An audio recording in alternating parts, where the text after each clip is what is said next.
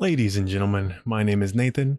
I am one of the 3 co-founders of the Election Truth Alliance, and I am the current executive director of public engagement. So, this is going to be a very simple update video for you. We're going to go over a few things, and we'll jump right into it.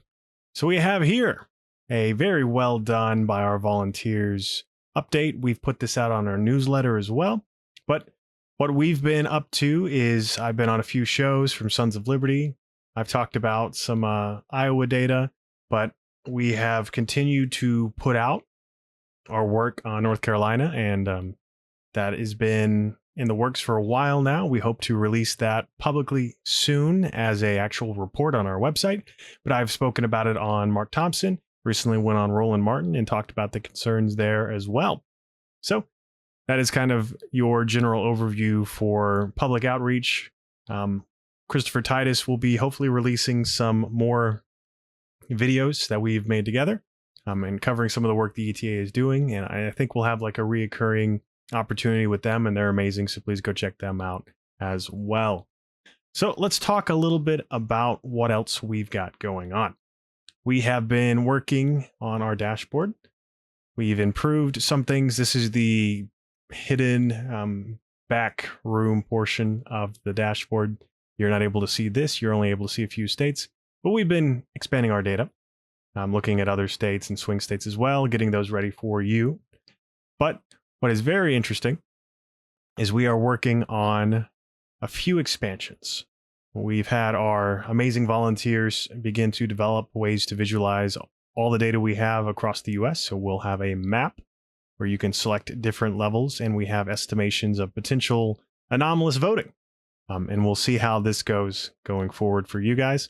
And you want to support the ETA and you want to help verify the vote. We have our merch. We've released this.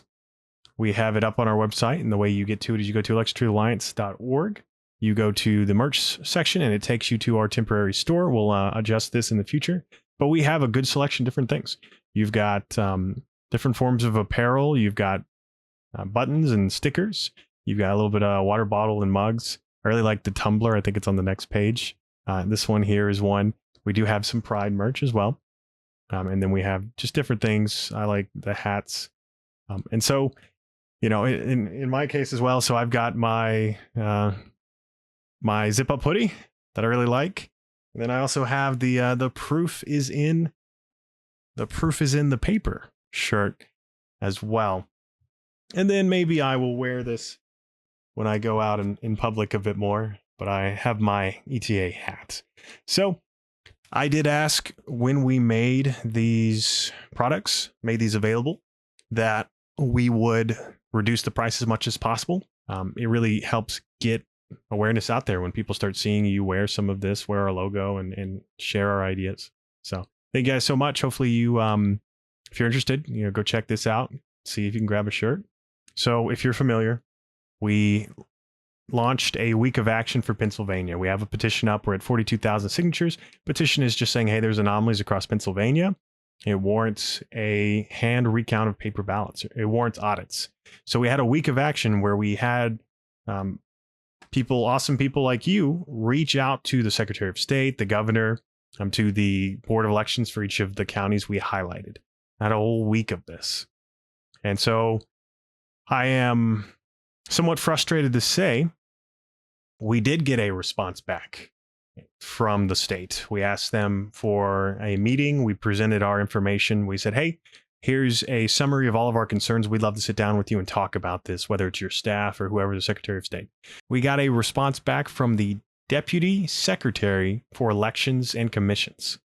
They sent us a response and a document to go forward. So in this case, it's from Jonathan Marks. He handles the elections and commissions for the Pennsylvania Department of State. And so they said to us in response, they said, your allegations of vote manipulation in Pennsylvania are unfounded and that everything is free, fair, safe, and secure. And then we did summarize kind of what they said. Some of their major talking points was they said the voting systems are certified at the federal and state levels. The machines are never connected to the internet. Voters, all votes are backed by voter verified paper ballots. And then systems are kept and they're secured and they undergo public logic and accuracy testing and the results are audited. So that was their response. That's why they said that we are wrong. Our concerns are unfounded. Everything is good to go. Where do we go from here, right? So we've been denied by the Pennsylvania's federal or state government. They're not interested in working with us. They're not interested in conducting these investigations and audits. So what do we do next? Well, let's talk about donations and let's talk about big picture stuff. So since January, the Election Truth Alliance, we have raised over $293,000. This is all crowdsourced from you guys. These are all small donations, an average of around 65 per person, from over 4,000 unique donors. We're not being funded by the government. We're not being funded by grants. We're not even being funded by large entities or organizations. And we're most definitely not being funded by political parties because we can't receive political donations. Everything is coming from you guys. And we've raised almost $300,000 to do what you guys want us to do, what we've wanted to do from the beginning, what we've been building this organization to do. So what comes next? Well, we are looking at, as we talked about before, legal costs, legal operations. Our next goal currently is $600,000 within the next 3 months. And this is going to run parallel or at the same time as what we're wanting to do, which is to, since the states don't want to come to the table, since Pennsylvania doesn't want to investigate, it falls to us to actually pursue answers ourselves with your support. So we are looking, we've been building cases across the U.S. We are beginning to, we are getting close to filing these cases and pursuing these audits ourselves. I will highlight every volunteer who has joined us has said the same thing.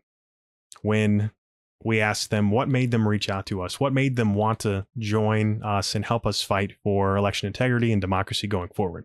And they all say this. They say, I saw the data, I saw the concern, something felt wrong, the math wasn't mathing.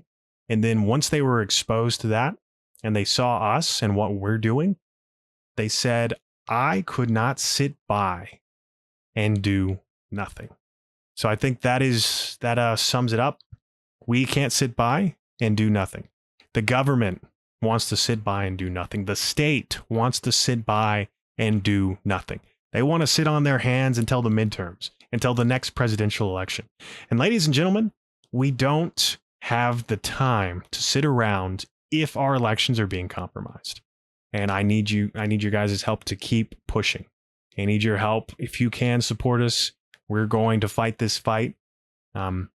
If you want to help spread the word, we've got the merch to bring out in public. Share our online posts. We're going to be making more videos. We're going to be making more clips. We're going to be doing more public engagement. But we're going to do the hard work, which is investigate and file the lawsuits. So it's falling to us. It's falling to the people. And that we want to know when we cast our votes, when you cast your vote, it doesn't matter who you voted for. All that matters is if your vote is being counted. And I will highlight this last thing as I kind of close this out. I saw an amazing description of this, and I felt it was really accurate. We trust our voting machines to count our votes. But a good parallel would be is if you go to your polling location, you sit down, and there is a man or a woman behind the curtain. And you say to them, I would like to vote for candidate X. And then they say, okay. And they, behind the curtain, write it down. And the only proof you have that your vote was cast and cast correctly is the verbal confirmation of that person behind the curtain. That is how a majority of the US runs their elections. We trust the man behind the curtain. Why are we afraid? Why is the states and the government afraid? Why is the administration afraid of recounts? What are you afraid of? Because if you won, then a recount will just show you won. Doing audits and doing recounts is to the benefit of everyone. Stay engaged, keep pushing, keep fighting, and I'll see you guys very soon.